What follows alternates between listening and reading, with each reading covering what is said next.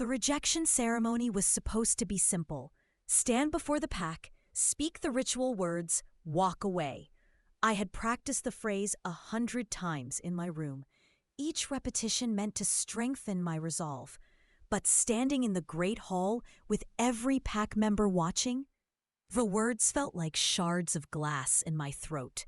King Alaric stood on the dais. His massive frame radiated the kind of power that made lesser wolves bare their necks. His dark eyes found mine across the crowd.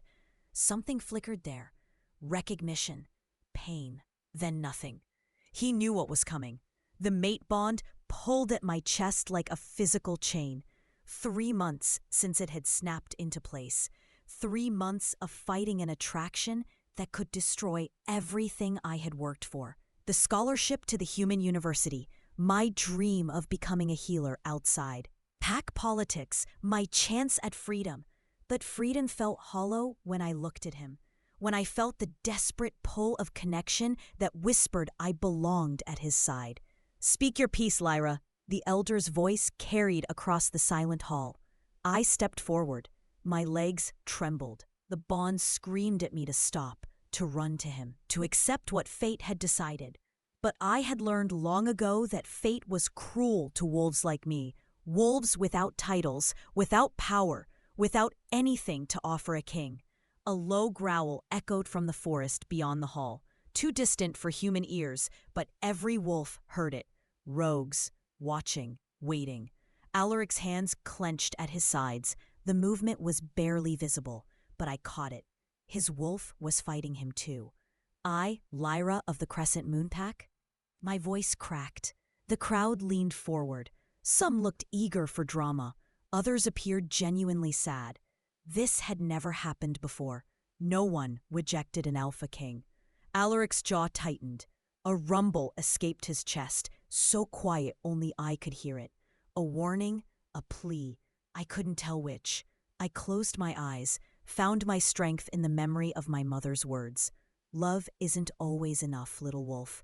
Sometimes the bravest thing is walking away. I accept your rejection, Alpha. The hall went silent. Horror washed over me. The words had twisted on my tongue, become something else entirely, something that changed everything. I hadn't rejected him. By pack law, I had just agreed to be his mate. Alaric's eyes flashed gold, not gentle amber, but burning gold of a king losing control. The temperature in the room dropped 10 degrees. What did you say? His voice was deadly quiet. The crowd began to murmur. Confusion rippled through the ranks. The elder stepped forward, his ancient face creased with concern. The bond is accepted, he announced. His tone suggested he wasn't sure how we'd arrived here. The ceremony is complete. No, the word tore from my throat. I didn't mean. I need to speak with the king. Privately? Alaric had gone completely still. The kind of stillness that preceded violence or breakdown. His wolf was so close to the surface, I could see it in his shoulders, the tilt of his head. Clear the hall, he commanded without taking his eyes off me. The crowd dispersed. Voices rose in excited chatter. This would be pack gossip for years. The little nobody who accidentally accepted the Alpha King. But Alaric didn't look amused. He looked hungry.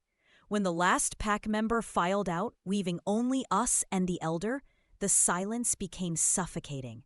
The bond hummed between us, stronger now. It pulled at every cell in my body, demanding I go to him. I stayed exactly where I was. Explain. His voice had dropped to his wolf's rough growl. I misspoke. I was nervous. I meant to reject the bond. The words rushed out. Something dangerous flashed across his features. But you didn't. It was an accident. Was it? He stepped down from the dais, fluid grace of a predator. Because your wolf doesn't seem to think so. He was right. My wolf was practically purring, pleased with this turn of events. She had never agreed with my plan to reject him. What I want doesn't matter, I said, backing toward the door. We're not compatible.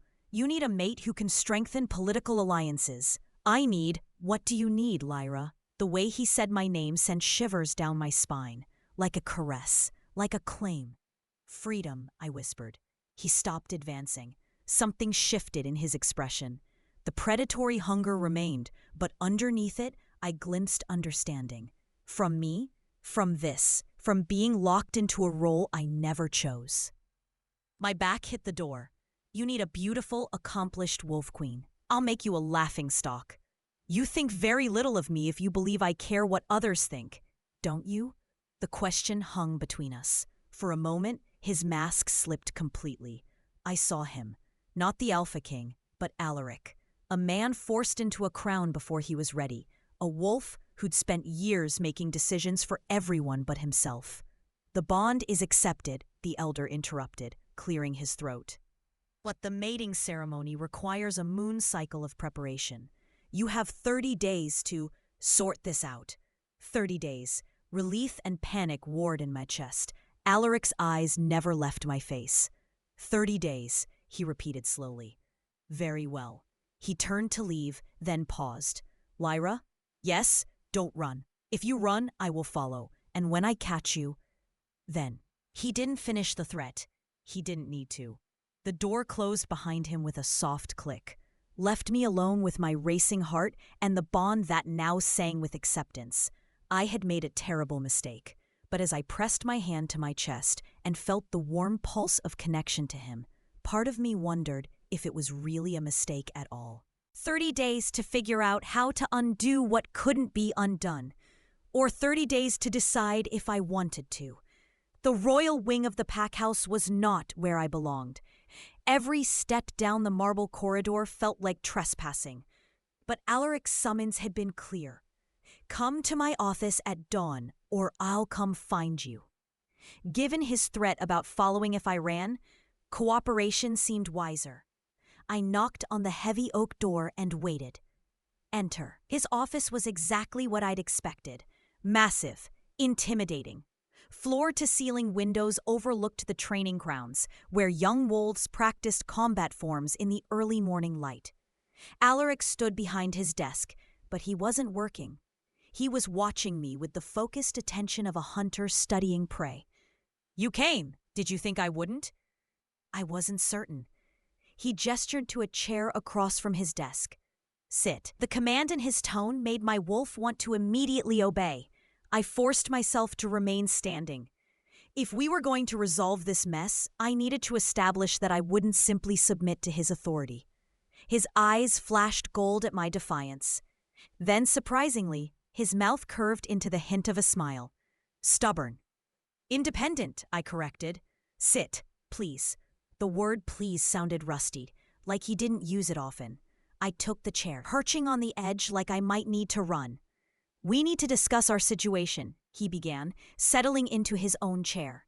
Even sitting, he dominated the space around him. "There's nothing to discuss. The bond was accepted in error. Surely the elder can?" "The elder cannot undo what was done before witnesses."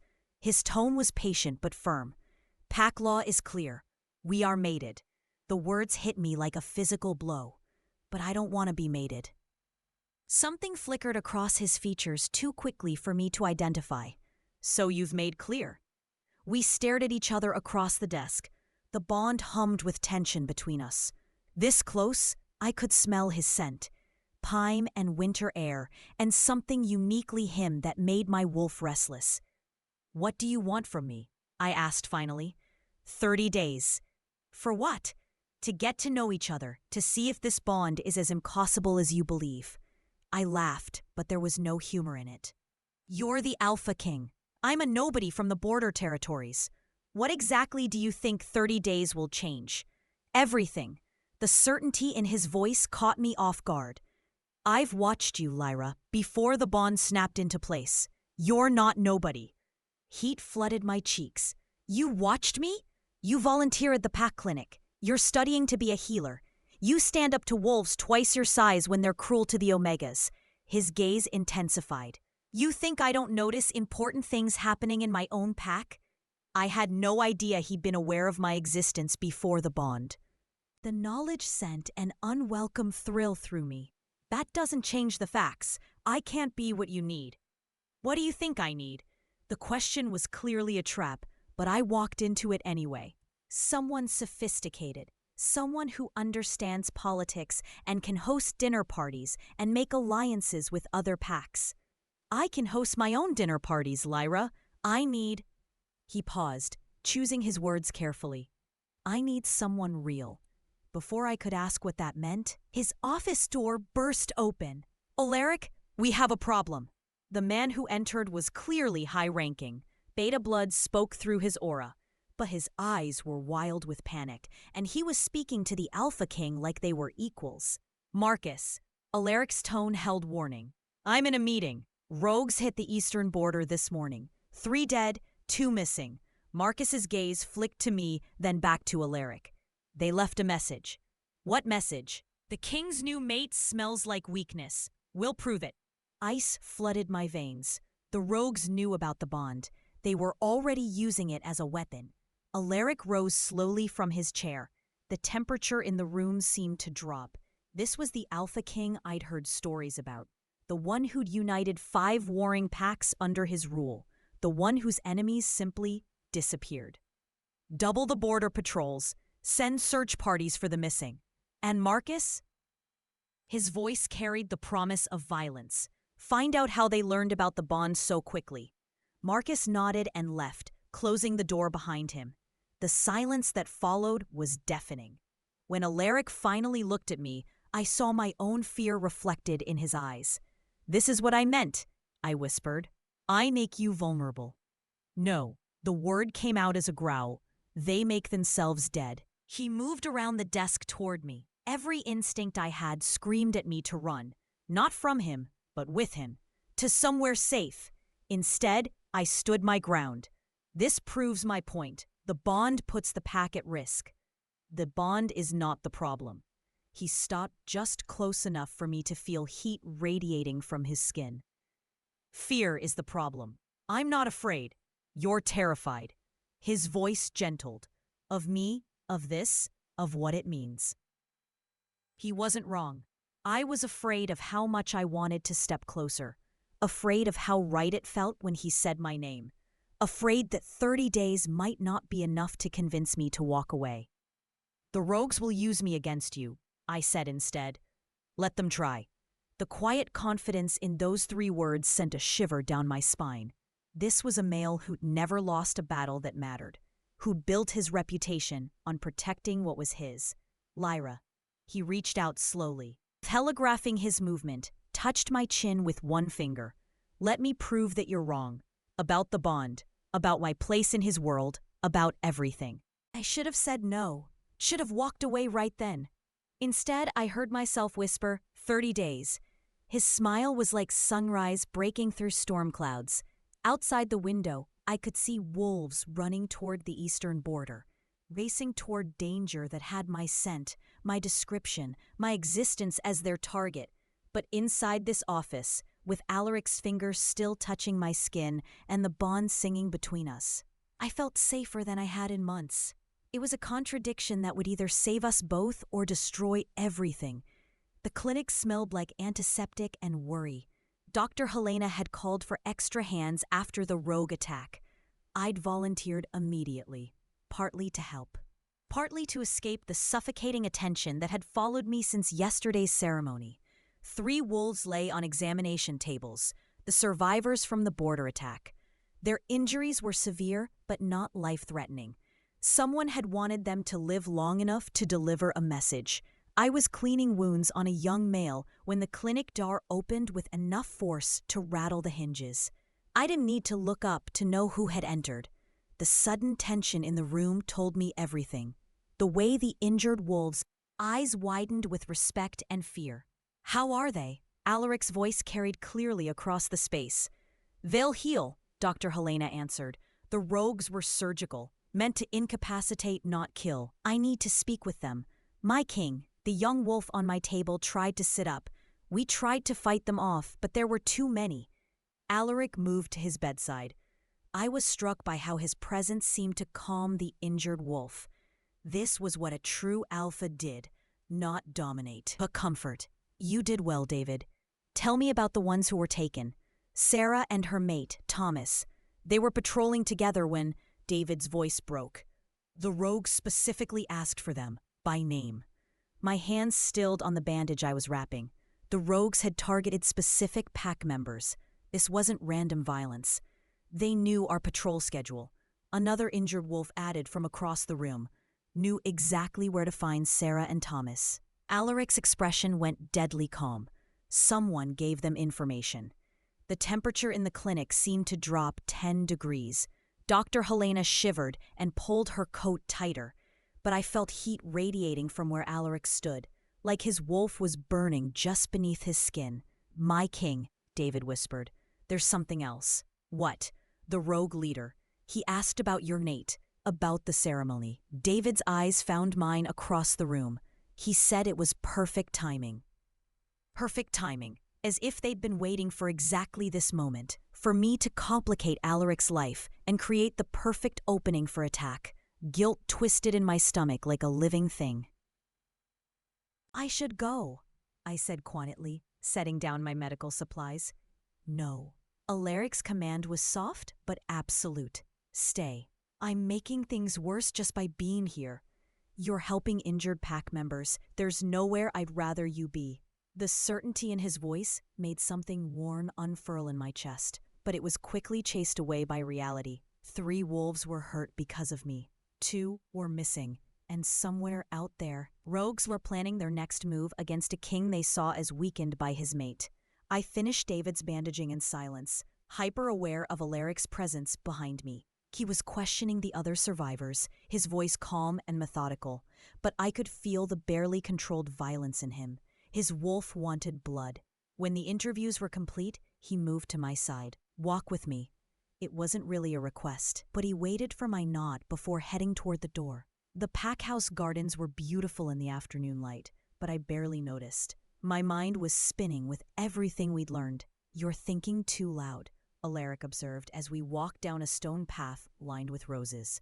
"Someone in your pack is feeding information to the rogues." "Yes." His calm acceptance surprised me. "That doesn't worry you? Traitors worry me.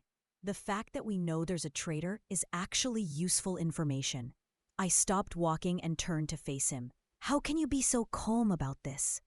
"Because falling apart won't help Sarah and Thomas, won't catch the traitor, won't protect you." "Protect me." The words sent an unwelcome thrill through the bond. "I don't need protection. I need to leave. If I'm not here, I'm not a target they can use against you. Running away is not protection." "Lyra, it's abandonment." The word hit like a slap. "I'm not abandoning anyone.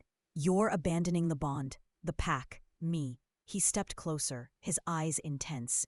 "You're abandoning yourself. That's not fair." "Fair?" His laugh held no humor. "Nothing about this is fair. You think I asked for a mate who wants to run at the first sign of trouble?" The words stung because they held truth. I was running, but not for the reasons he thought. "I'm trying to protect you," I whispered. "From what?" "From making the wrong choice. From being stuck with someone who—" I trailed off, unable to voice my deepest fear. "Someone who what?" "Someone who will never be enough." The admission hung between us like a physical thing. Alaric went completely still. For a moment, I thought I'd finally pushed him too far. Then he moved, closed the distance between us in 2 steps. His hands framed my face, forcing me to meet his eyes. "You are my mate," he said quietly. "Chosen by the moon goddess herself." "What about that suggests you're not enough?" "The moon goddess makes mistakes." "Does she?" His thumbs brushed across my cheekbones. "Or do we just tell ourselves that when we're too afraid to believe we deserve something good?" Before I could answer, his phone buzzed. He released me reluctantly and checked the message. "Marcus found something," he said, his expression shifting back to business. "I have to go." "What did he find?" "Evidence." His smile was sharp and cold. "Our traitor just made their first mistake." He started to leave, then turned back. "Lyra?" "Yes?" "Don't run. The rogues are still out there. You're safer here." "Safer." The word followed me as I watched him stride away, his phone already pressed to his ear as he coordinated with his beta. I was safer here. In the center of pack territory, surrounded by wolves who'd sworn loyalty to their king, So why did I feel like I was standing in the middle of a target? The rose garden suddenly felt too open, too exposed. Every shadow could hide an enemy. Every distant sound could be approaching rogues who knew my scent, my face. My value as a weapon against the Alpha King. I hurried back toward the pack house. The bond pulled tight in my chest as distance grew between Alaric and me. For the first time since this all began, I found myself wishing I was brave enough to stay close to him. Close enough for him to protect me, the way every instinct in his body demanded. Close enough to protect him in return if it came to that. The thought should have terrified me. Instead, it felt like coming home. The summons came at midnight, not from Alaric, but from Marcus. 3 sharp knocks on my door and a terse message. The king requests your immediate presence in the war room. I dressed quickly and followed Marcus through corridors I'd never seen before. The war room was in the basement of the pack house, behind steel doors that required both a keycard and biometric scan to open. Inside, the space was all business. Maps covered every wall. Computer screens showed surveillance feeds from around pack territory. And in the center, a large table where Alaric stood studying photographs with 3 other wolves I didn't recognize. He looked up when I entered, his expression unreadable. "Thank you for coming. Did you find Sarah and Thomas?" "Not yet, but we found this." He handed me a photograph. It showed a clearing I recognized, the eastern border where the attack had happened. But in this image, taken before the attack, I could see 3 figures watching from the tree line, rogues, waiting. Someone told them exactly when and where to strike. Marcus explained, "But that's not why you're here." He handed me a second photograph, this one taken from a different angle. It showed the same clearing, but focused on the patrol route. And there, barely visible in the background, was a 4th figure, a pack member, someone who belonged here. "Do you recognize them?" Alaric asked quietly. I studied the image, but the figure was too far away and partially hidden by shadows. "I can't tell who it is." "Neither can we, but we have other evidence." He moved to a computer terminal and pulled up what looked like phone records. "Someone has been in contact with known rogue operatives for 3 weeks. 3 weeks, right around the time rumors of our bond had started circulating. How did you get these?" "We have our methods." His tone suggested I shouldn't ask for details. "The point is," Marcus continued, "whoever this is has been planning this for a while. The timing of the attack, right after your bonding ceremony, it wasn't coincidence." Cold dread settled in my stomach. They were waiting for the ceremony. "They were waiting for you to be officially connected to Alaric," one of the other wolves corrected. "For you to become a legitimate target." I sank into the nearest chair. The implications hit me like physical blows. This wasn't just about the rogue seeing weakness. Someone in a pack had actively orchestrated events to put me in danger. "Why?" I whispered. "Because removing you removes a potential heir," Alaric said quietly. "And a king without an heir is vulnerable to challenge. But we're not even properly mated yet. The bond exists. That's enough under pack law." He moved to stand behind my chair, his presence warm and steady. "Someone doesn't want this union to succeed. Someone in your own pack." Yes. The betrayal in that single word made my chest ache. This was his family, his chosen wolves. One of them was willing to see him hurt. "What do we do?" I asked. "We flush them out." Marcus's smile was predatory. "We give them exactly what they want." "Which is?" "You, alone and vulnerable." Every protective instinct Alaric possessed seemed to roar to life at once. The temperature in the room spiked. His eyes flashed pure gold. "Absolutely not. It's the fastest way to—" I said no, Marcus. The command in his voice made everyone in the room step back. "We find another way." "What if there isn't another way?" I asked quietly. "Then Sarah and Thomas die, and we have a traitor free to strike again." He looked directly at me. "But I will not use you as bait." The fierce protectiveness in his voice sent heat flooding through the bond. This was what he'd tried to tell me yesterday. He wouldn't sacrifice me to solve his problems. "What if I volunteer?" "No, you didn't let me finish." "I don't need to hear the rest. The answer is no. I stood and turned to face him, ignoring the other wolves watching our exchange with interest. 2 pack members are missing because of me. 2 pack members are missing because of a traitor, not because of you. The distinction doesn't matter if they're dead. It matters to me. He stepped closer, his voice dropping to his wolf's rough register. You matter to me. The admission hung between us like a bridge neither of us had expected to cross. Behind us, Marcus cleared his throat. Perhaps we should discuss other options. But I wasn't listening to Marcus anymore. I was looking into Alaric's eyes and seeing something that made my breath catch. Not just protectiveness, not just the bond pulling him toward his mate. Something deeper, something that looked terrifyingly like love. Alaric, I whispered. I know.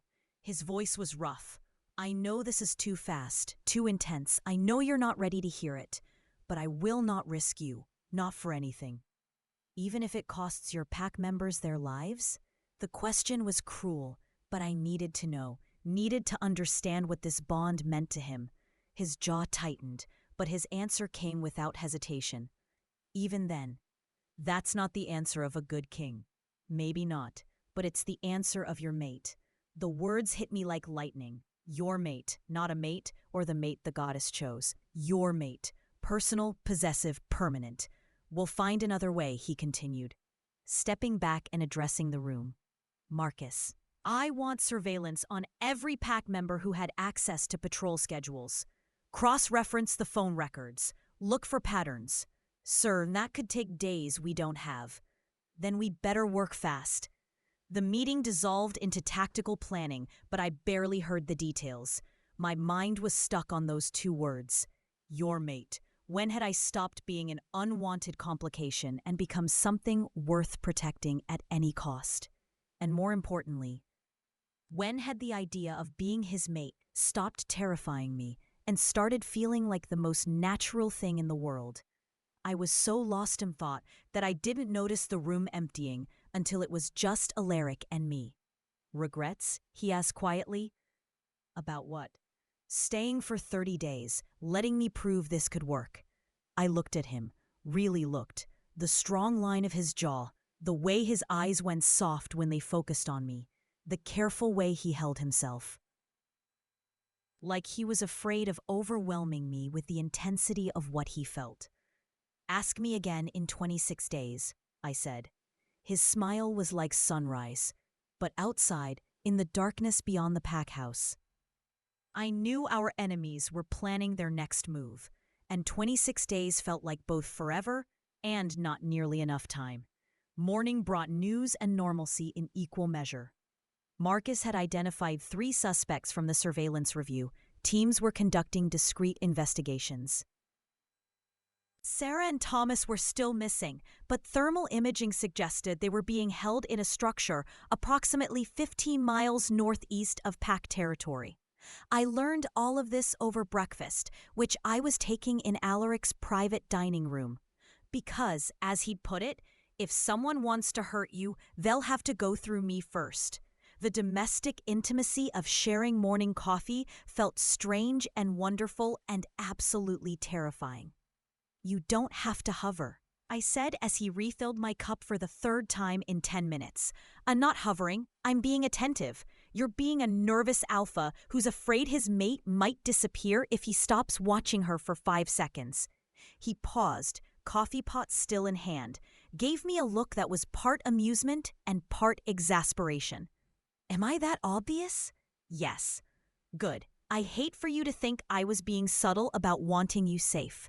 I laughed despite myself. When he wasn't being the intimidating alpha king, Alaric was actually funny and thoughtful and surprisingly good at making breakfast. I have to go to the clinic today, I told him.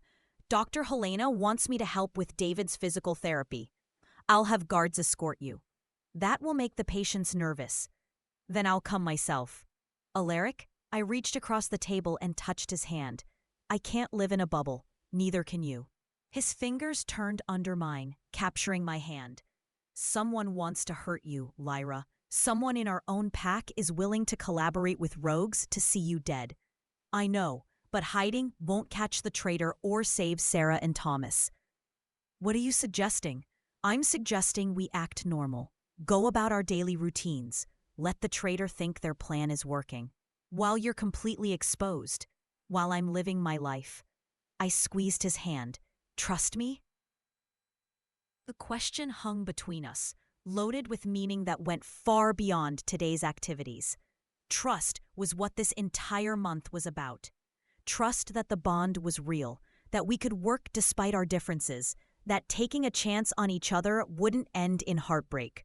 Against every instinct I have, he said finally. Yes. 2 hours later, I was at the clinic, pretending everything was normal. Hyper-aware of every shadow, every sound. Every person who came through the door. David was making excellent progress. The young wolf had insisted on returning to light training despite his injuries. His determination impressed me. It also reminded me why I loved healing work. The privilege of helping someone reclaim their strength. You're good at this, Dr. Helena observed, as I guided David through range of motion exercises. I love it. Have you thought about applying to veterinary school? With your acceptance to Human University, you'd have the prerequisites. I had thought about it. Before the bond, before everything changed, I dreamed of becoming a doctor. But now, things are complicated right now, because of the Alpha King. It wasn't a question. Dr. Helena had been the pack's primary physician for 20 years. She understood pack politics better than most, among other things. Can I give you some unsolicited advice? Do I have a choice? She smiled. Don't let fear make you decisions for you. I've seen too many wolves pass up opportunities because they were afraid of failing. Before I could ask what she meant, the clinic door chimed. I looked up expecting another patient. Instead saw a wolf I didn't recognize. Female, middle-aged, with calculating eyes that immediately set me on edge. Can I help you? Dr. Helena asked. I'm looking for Lyra. The woman's smile was too bright, too sharp. I'm Catherine, from the Council of Alphas.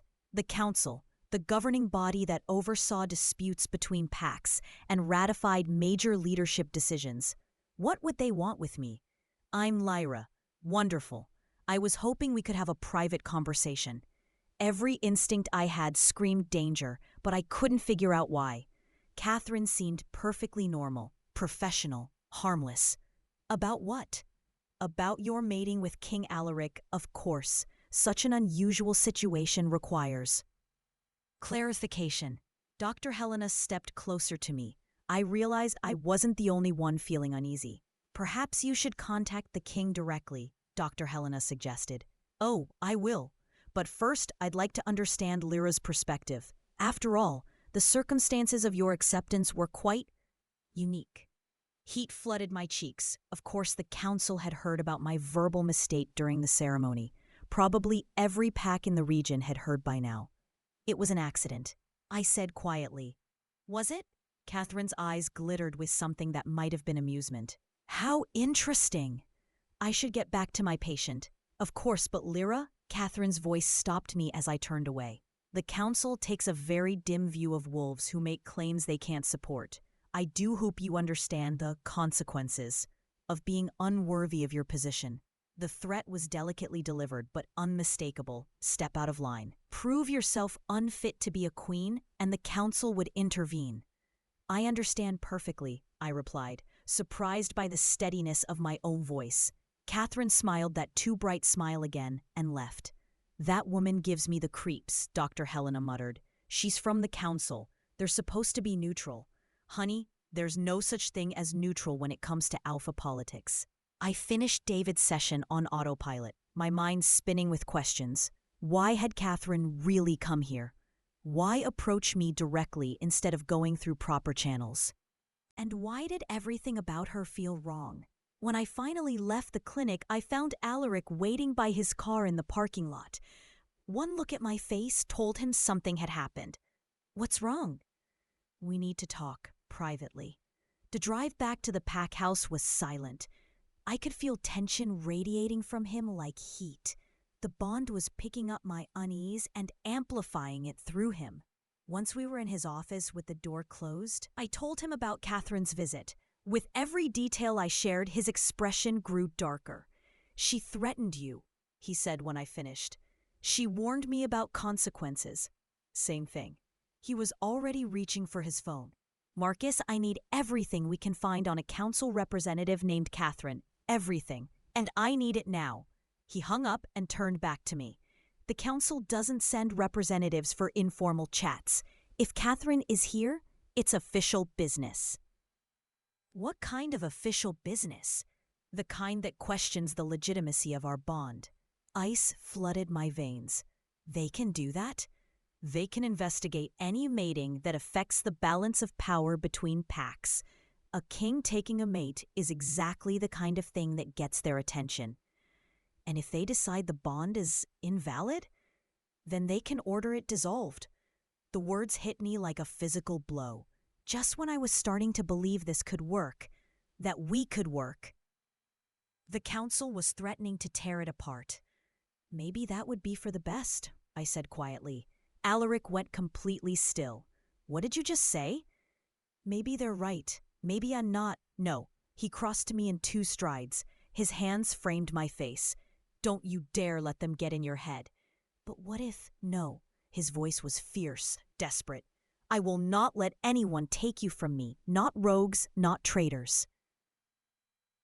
And certainly not some bureaucratic council that thinks they know better than the moon goddess herself.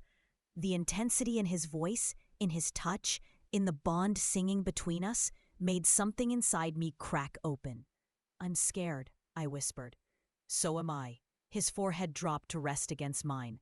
But we'll face it together. Together. The word wrapped around me like armor. Outside, enemies were circling. Rogues, traitors. Council representatives with hidden agendas. But inside this office, with Alaric's hands holding me steady and his voice promising protection, I felt something I hadn't expected. I felt brave enough to fight for what we were building, even if I wasn't sure yet what that was. The emergency pack meeting was called for that evening. Word had spread quickly about the council's investigation. Wolves were gathering in the Great Hall with expressions ranging from worried to outright hostile.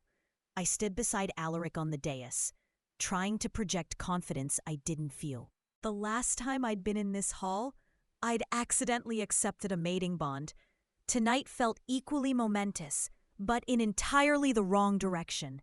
My pack, Alaric began, his voice carrying easily across the crowded space. You've heard rumors about the council's interest in my mating.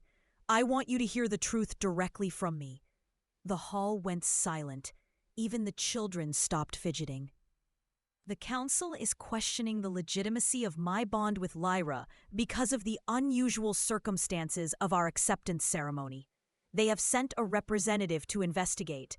Murmurs rippled through the crowd, some sympathetic, others less so. I want to be clear about something, he continued, his voice growing stronger. I chose Lyra as my mate the moment the bond snapped into place. Her words during the ceremony simply formalized what was already true.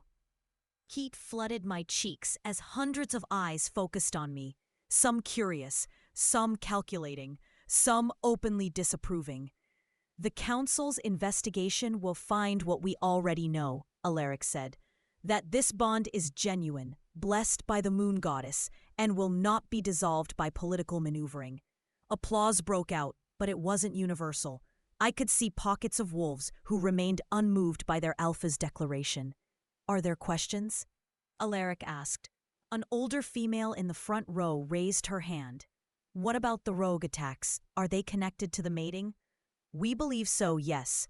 Someone has been feeding information to rogues, timing their attacks to coincide with pack vulnerabilities. And you think this someone opposes your mating? I think this someone opposes stability in general. His tone carried warning, but they will be found, and they will face justice. More questions followed, about security, about the missing pack members, about what the council's investigation would involve. Alaric answered each one with patience and authority, but I could feel the undercurrent of unease in the room, fear, doubt, and from certain corners, something that felt like hostility directed specifically at me. When the formal meeting ended, wolves began to disperse. Several lingered. I watched their faces. looking for any sign that might identify our traitor. Lyra, a young female, approached the dais. I wanted to say, I think you're brave. Brave? For staying. For fighting for your place here. She glanced around nervously. Not everyone would. Before I could ask what she meant, she melted back into the crowd. Ready to go? Alaric asked, appearing at my elbow. More than ready. We were halfway to the exit when a voice called out behind us. Alpha King. We turned to see Catherine approaching, flanked by two wolves I didn't recognize. Official council business, then. Representative Catherine, Alaric replied coolly. I wasn't expecting you this evening.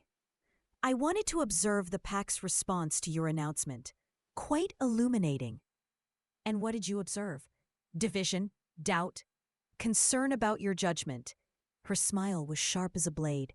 Exactly what we expected when a king prioritizes personal desires over pack stability. My mating strengthens the pack, not weakens it. Does it? 2 pack members are missing. Rogues are attacking your borders. And your mate? Her gaze shifted to me. Your mate was just threatened by someone in this very room. Ice shot through my veins. What? Oh, yes, my dear. Did you think we wouldn't notice? The hostile stares, the whispered comments, the wolf who followed you from the building and only turned back when he spotted our security detail. I looked around frantically, but the hall was nearly empty now. Who? Alaric's voice was deadly quiet. Someone who believes your mate is a liability. Someone who might be desperate enough to take action. She was toying with us, dangling information like bait. But why? What do you want, Catherine? I asked. I want to prevent bloodshed, both yours and his. She gestured to Alaric. Step aside voluntarily. Let the council dissolve this bond peacefully. Return to your original life. And if I refuse? Then we investigate, thoroughly, and we discover every secret, every weakness, every reason why this union is doomed to failure. Her smile widened. Trust me, dear, we always find what we're looking for. The threat was clear. Submit willingly or be destroyed publicly. You have 48 hours to decide, Catherine continued. After that, the investigation becomes intensive. She left with her escorts, left Alaric and me standing in the nearly empty hall. She's bluffing, he said, but his voice lacked conviction. Is she? We'll face whatever they find. What if what they find destroys you? He turned to me, his eyes fierce with determination. Then we'll rebuild. Together. Together, that word again, offered like a lifeline. But as we walked back to the pack house, I couldn't shake the feeling that someone was watching us. Someone with hostile intent and intimate knowledge of our weaknesses. The traitor was still out there. The rogue still held our pack members. And now the council was threatening to tear apart the one thing that was starting to feel like home. 48 hours to decide whether love was worth fighting for. I looked at Alaric walking beside me, protective and determined, and willing to face any enemy for my sake. For the first time since this all began, I knew my answer. I found Marcus in the security center at dawn, surrounded by monitors showing feeds from every camera on pack territory. He looked like he hadn't slept. Any leads? I asked, setting a cup of coffee beside his keyboard. 3, all of them problematic. He pulled up files on his computer. Suspect 1, James Wheeler, communications officer. He had access to patrol schedules and has been acting nervous since the attacks. But he's nervous because he's been having an affair with a married wolf. The phone records that looked suspicious? Love messages to someone else's mate. Messy, but probably not our traitor.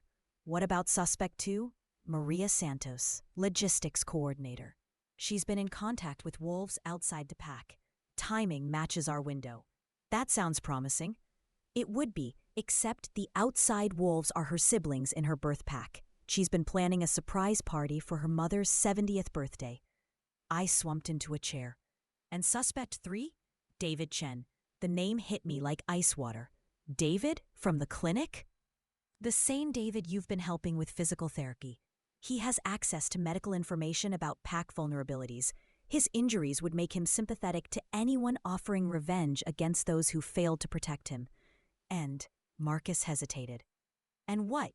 And he was asking questions about you yesterday. Personal questions, about your routines, your schedule, whether you ever go anywhere alone. My stomach dropped. David, the eager young wolf I'd been helping heal, who'd seemed so grateful for my help, so determined to recover. That doesn't make him a traitor. Maybe he was just what, Lyra? I couldn't finish the sentence because there was no innocent explanation for those questions, not given the timing. Where is he now? That's the problem. He didn't report for his scheduled patrol last night. And his phone is going straight to voicemail. He's gone. He's gone, which means either he's our traitor and he's panicking, or he's another victim and we're back to square one. Or, said a voice from the doorway, he's both. Alaric entered the security center, followed by Dr. Helena. Both looked grim. What do you mean, both? I asked. I mean David Chen has been compromised for weeks, Dr. Helena said. I found discrepancies in his medical files this morning. Someone has been giving him drugs, medications that would make him highly susceptible to outside influence. Mind control? Not exactly, but close. The combination of compounds we found would make him paranoid, aggressive, and extremely vulnerable to suggestion from anyone he perceived as an authority figure. The pieces clicked into place with sickening clarity. The rogues got to him first, drugged him, convinced him that the pack had failed him, that his injuries were somehow my fault, and then used him to gather intelligence and set up the attacks, Marcus finished. So he's not a willing traitor, he's a victim. A victim who's still dangerous, Alaric said quietly. The drugs don't wear off quickly, and if the rogues have convinced him that you're the source of his problems, he didn't need to finish. A drugged, paranoid wolf who blamed me for his pain would be the perfect weapon to use against us. We need to find him, I said. We need to find him before the council does, Alaric corrected. If Catherine gets to him first, she'll use his condition to prove that our mating has destabilized the pack. Can we counteract the drugs? With time and the right treatment, yes, Dr. Helena said. But first we have to locate him and convince him to accept help from people he currently sees as enemies. I can do that. 3 voices immediately said no in unison. He trusts me, I argued. I've been helping him heal. Even drugged, he might listen to me. He might also try to kill you, Marcus pointed out. Someone has to try. Someone who isn't his primary target, Alaric said firmly. I won't risk you. And I won't let David be destroyed by something that was done to him against his will. I stood, decision made. He's a victim, Alaric. We don't abandon victims, sacrifice ourselves for them either. It's not sacrifice, it's doing what's right. We stared at each other across the security center. The bond hummed with tension. He wanted to protect me. I wanted to save David. Both impulses were right and completely incompatible. There might be a compromise, Dr. Helena said quietly. What kind of compromise? The drugs make David paranoid and aggressive, but they also make him confused. If we can approach him in a controlled environment, with the right backup, we might be able to reach him without anyone getting hurt. What kind of controlled environment? Somewhere he feels safe. Somewhere associated with healing rather than conflict. I understood immediately. The clinic. It's risky, Marcus warned. If he's as unstable as we think, said, then we need to move fast before he deteriorates further. I looked at Alaric. This is the right thing to do. I know. His voice was rough with emotion. I know it's right. I hate it, but I know it's right. So you'll let me try? I'll let us try. Together. Together. Even in the most dangerous situations. He was offering partnership instead of protection. Maybe that's when I realized I was falling in love with him. Not just accepting the bond, but choosing the man. 47 hours until the council's deadline, Marcus reminded us. Then we better move fast, Alaric said. Outside, dawn was breaking over pack territory. Somewhere out there, David was struggling with drugs and manipulation and pain that wasn't his fault. But we were going to bring him home, all of us. And maybe, in saving him, we'd prove to ourselves that this bond was worth fighting for. The plan was simple in theory, terrifying in practice. I would wait at the clinic while Alaric and Marcus used David's phone to send him the message asking for help with his medication. If the drugs had made him paranoid about the pack leadership, he might still trust me as his healer. If he came to the clinic, I would try to talk him down while backup waited outside. If he didn't come, or if things went wrong, everyone was prepared to intervene. Remember, Dr. Helena said as she prepared a sedative strong enough to counteract David's drug cocktail. He's not thinking clearly. Whatever he says, whatever he accuses you of, it's not really him talking. I understand. Do you? Alaric moved to stand behind my chair, his hands settled on my shoulders. Because if he tries to hurt you, I will stop him. Permanently, the quiet violence in his voice sent shivers down my spine. Not fear of him, but awareness of what he was willing to do to keep me safe. He won't hurt me. You can't know that. I can hope for it. His hands tightened on my shoulders. Hope isn't a strategy, Lyra. Neither is assuming the worst. Before he could argue, Marcus's voice crackled through the radio. Incoming. David just responded to the message. He's on his way. My heart started racing. How did he sound? Angry, confused, but he's coming. Alaric moved toward the door, then stopped. If this goes wrong, it won't. If it goes wrong, he continued, I need you to know that these last few days have been the best of my life. Bond or no bond, you matter to me. The words hit me like lightning. Not love, not yet, but something deeper than attraction or supernatural connection. Alaric, stay safe, he said, and disappeared through the door. 5 minutes later, David entered the clinic. I barely recognized him. The eager young wolf I'd been helping with physical therapy was gone. In his place stood someone hollow-eyed and twitchy, moving like every shadow might hide an enemy. David, I kept my voice calm, gentle. Thank you for coming. You said something was wrong with my medication. There is. Someone has been giving you drugs that aren't helping you heal. His eyes narrowed. Someone? We're still figuring that out. But David, the medications you've been taking, they're affecting your thinking, making you suspicious, angry. I'm not suspicious. His voice rose. I know what's happening. I know who's responsible for everything. Who's responsible? You. The word came out like a growl. You and your precious Alpha King. You destabilized everything, made us weak, made us targets. The pain in his voice was real, even if the reasoning was chemically distorted. David, you were hurt because rogues attacked our borders.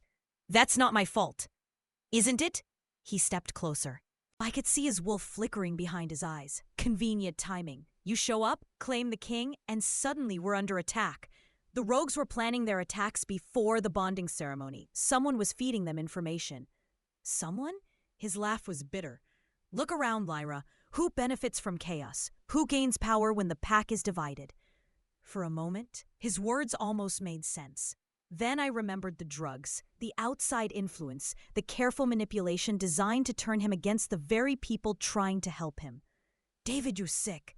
Let me help you. Help me? His control snapped completely. You want to help me? Then leave, reject the bond, and disappear before you destroy everything. I can't do that. You can. You just won't. His hands clenched into fists. Because you like the power. Don't you? You like being important? That's not true.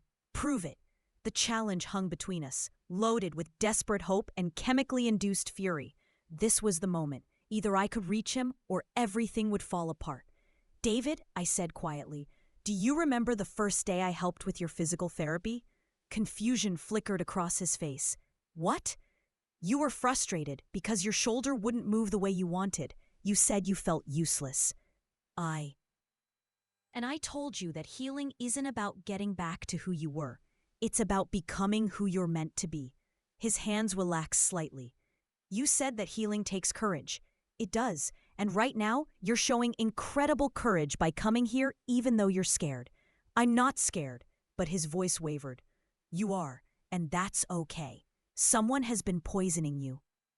David, literally poisoning you, making you think things that aren't true, feel things that aren't real. Tears started to slide down his cheeks. I can't think straight.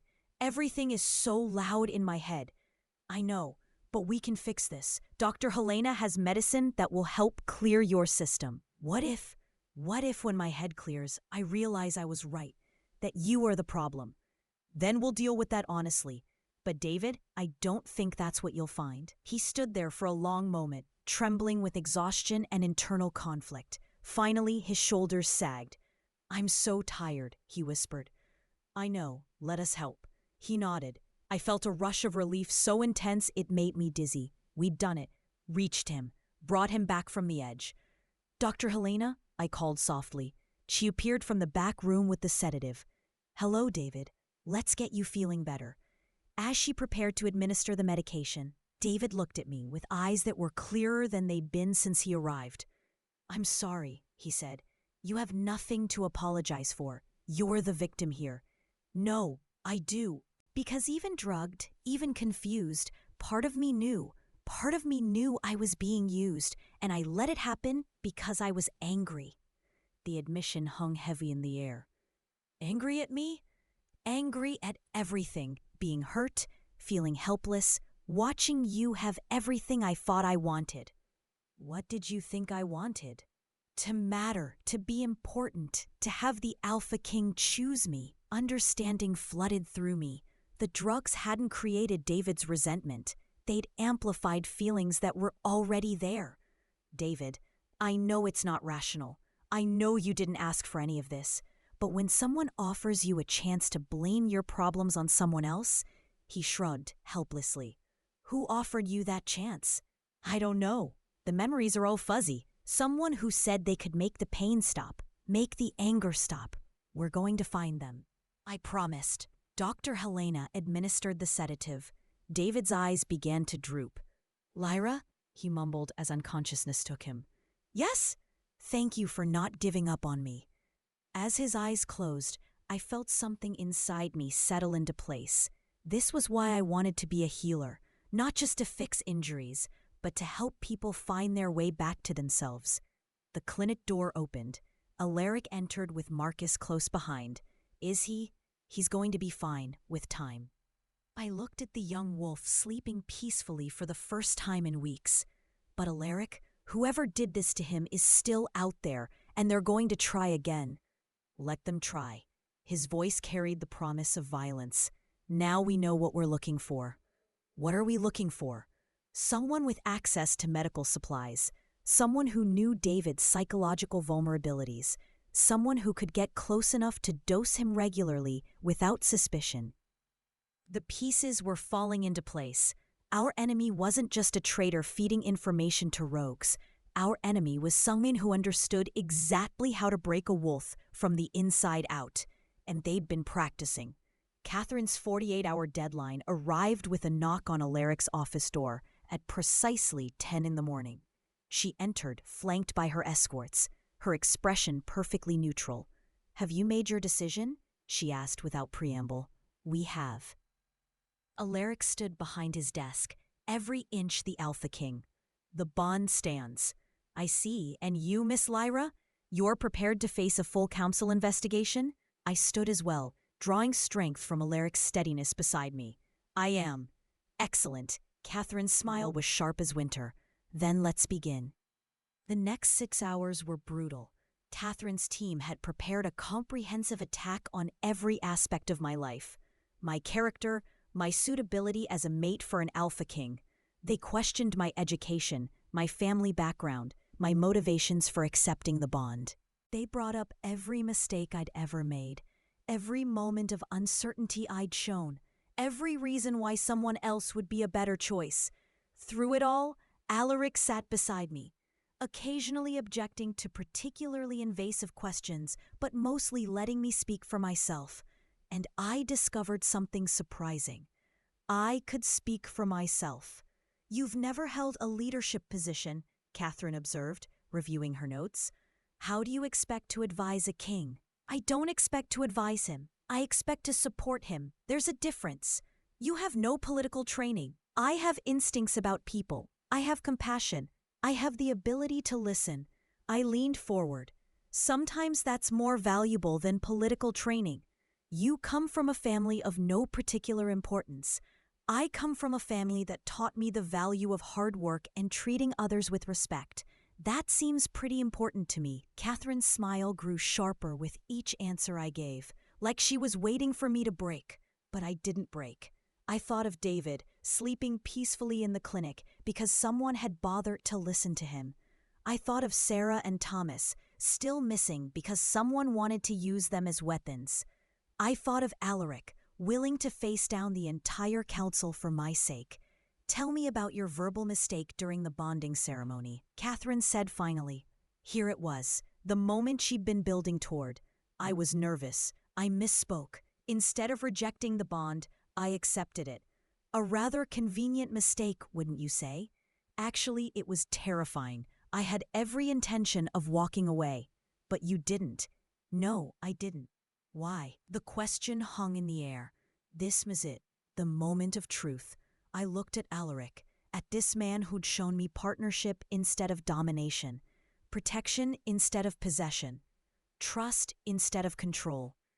Because sometimes the best things in life are the ones you never planned for, I said quietly. Because sometimes the moon goddess knows better than we do what we need.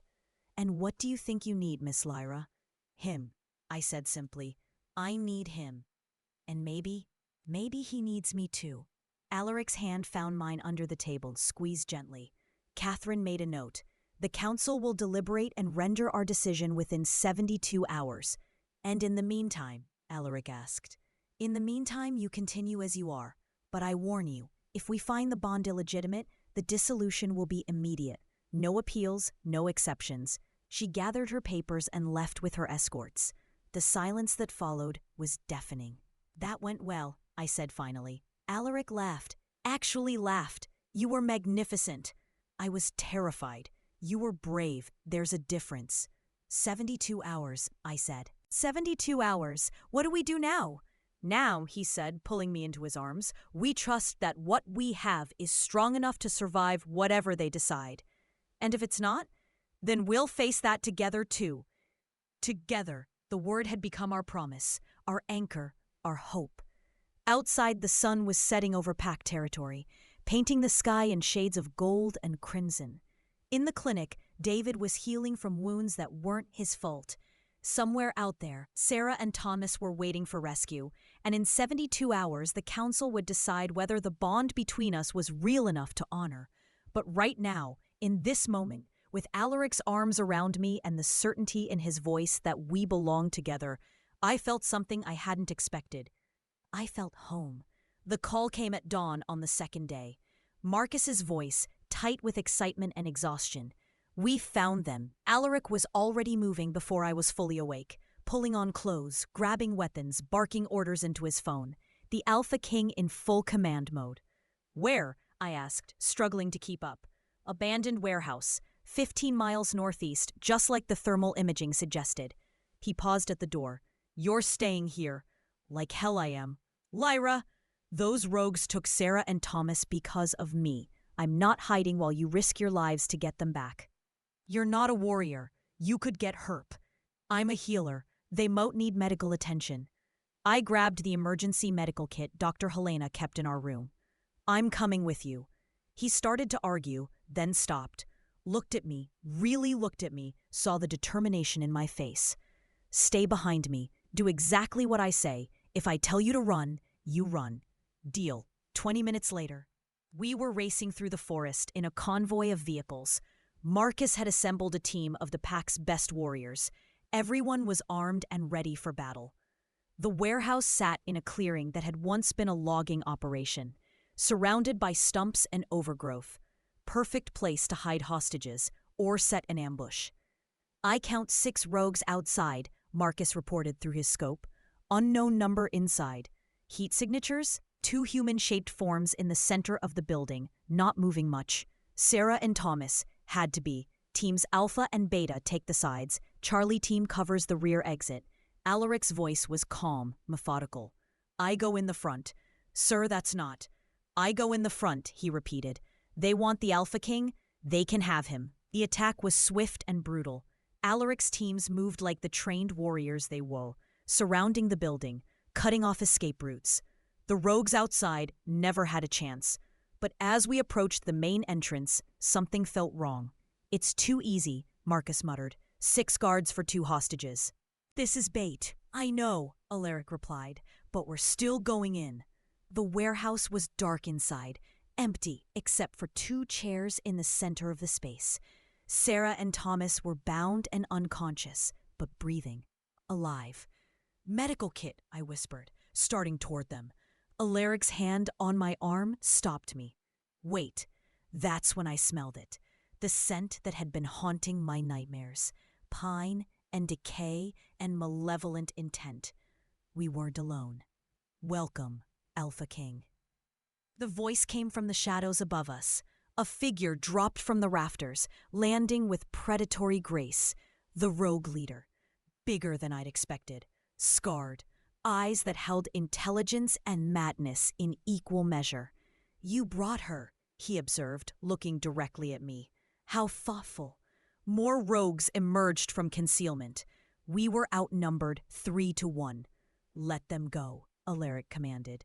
"Your quarrel is with me." "My quarrel is with weakness. With kings who choose mates based on sentiment rather than strength." The rogue leader smiled, showing canines that were too sharp. "She's made you weak, Alaric. Soft." "Has she?" Alaric moved, faster than thought. His claws extended, his wolf rising to the surface. The rogue leader barely got his arms up in time to block. The battle that followed was vicious and brief. Alaric fought like the Alpha King he was. Ruthless, skilled, unstoppable. Around us, his warriors engaged the other rogues with deadly efficiency. I crouched beside Sarah and Thomas, checking their vitals while the violence raged around me. They were drugged but stable. They would live. "Behind you!" Marcus's shout made me spin around. A rogue I hadn't seen was lunging toward me, claws extended. Intent to kill. I dove to the side, not fast enough. Pain lanced through my shoulder as claws found flesh. Then Alaric was there. His roar of rage shook the building. He hit the rogue with the full force of his fury, and I heard bones break. "Are you hurt?" His hands were on me, gentle despite the violence still burning in his eyes. "I'm fine, just a scratch. I'm going to kill them all." The words came out as his wolf's growl. "No, you're going to be the Alpha King. There's a difference." He looked at me, really looked. Then his expression shifted. The berserker rage faded, replaced by controlled leadership. "Secure the area," he commanded his warriors. "I want every rogue alive for questioning." "Sir, what about—" "Alive. We need to know who sent them, who's been feeding them information." It took an hour to clean up the aftermath. The rogues who survived were bound and loaded into vehicles for transport back to Pack territory. Sarah and Thomas were carefully moved to medical transport. As we prepared to leave, I found myself standing beside the rogue leader. He was wounded but conscious, eyes still burning with hatred. "You think you've won?" he whispered when he saw me. "I think we've rescued our people and captured you. The council will tear you apart. They'll find reasons to dissolve your precious bond." His smile was blood-stained. "And when they do, others like me will be waiting." "Maybe, but today you lost." "Did I?" He glanced toward where Alaric was coordinating with his teams. "Look at him, already planning your protection, already changing his priorities, already weak." "You're wrong about him, and you're wrong about me." "Am I? Then prove it. Walk away from him. Save him from the weakness you represent." The words hit deeper than his claws had, because part of me still wondered if he was right, if loving me would cost Alaric everything. "Lyra." Alaric appeared at my side. "We're ready to go." I looked at him. At this man who just led a rescue mission to save people who were taken because of me, who'd fought with lethal efficiency to protect what mattered to him, who'd shown mercy to defeated enemies because it was the right thing to do. "I love you," I said. The words hung in the air between us, the first time either of us had said them. "I love you too," he replied without hesitation, behind us. The rogue leader laughed bitterly, but his opinion no longer mattered. We'd found each other, saved our people, proven that the bond between us made us stronger, not weaker. The council could make their decision. Our enemies could plot their next move, but they would face us together. And together, we were unbreakable. The council's decision came as we were celebrating Sarah and Thomas's safe return. A formal document delivered by courier, Catherine's signature at the bottom. Alaric read it twice before handing it to me. "What does it say?" I asked, though his expression already told me the answer. "The bond is legitimate, recognized under pack law." His smile was like sunshine. "We're officially mated." Cheers erupted from the gathered pack members. Someone started music. Dr. Helena appeared with champagne she'd been saving for a special occasion. But I barely heard any of it. I was too busy looking at Alaric, at the joy in his eyes, the relief, the love that no longer needed to be hidden or questioned. "So what now?" I asked, when we finally escaped to a quiet corner of the celebration. "Now we plan a proper mating ceremony. Now you start learning to be a queen. Now we build the life we've been fighting for. And the rogues, the traitor who's still out there, we'll handle them, together." He pulled me into his arms. "But tonight we celebrate." The party went on until dawn. Pack members who'd been suspicious of me weeks ago were raising toasts in my honor. David, fully recovered from his drugging, made a speech about second chances and the importance of believing in people. Marcus pulled me aside at one point. "You know he's never going to let you out of his sight now, right?" "I'm counting on it," I replied. "Good, because he's been in love with you since long before the bond snapped into place. The rest of us have been waiting for you to catch up." "How long have you known?" "Since the first time he mentioned your name. Got this look on his face, like he'd been struck by lightning." I laughed. "He had that effect on me too." Later. As the last of the guests were leaving, Alaric and I walked out to the garden where this had all started. The roses were blooming, filling the air with their sweet scent. "Any regrets?" he asked. "About accidentally accepting your bond? About falling in love with a king? About becoming someone I never thought I could be?" I pretended to consider. "None whatsoever." "Good, because you're stuck with me now." "Promise?" "Promise." The moon was full overhead, casting silver light on the garden. In the distance, I could hear the sounds of the pack settling in for the night. Safe, protected, home. I thought about the frightened girl who'd stood in the great hall weeks ago, trying to reject a bond she didn't understand. She'd been so afraid of losing herself that she'd almost missed finding herself. "Thank you," I said quietly. "For what?" "For not giving up on me, for proving that some things are worth fighting for. Thank you for letting me prove it." We stood there in the moonlight, wrapped in each other's arms, and the certainty that whatever came next, we would face it together. The bond hummed between us, no longer a chain, but a bridge, connecting not just two wolves, but two hearts that had found their perfect match.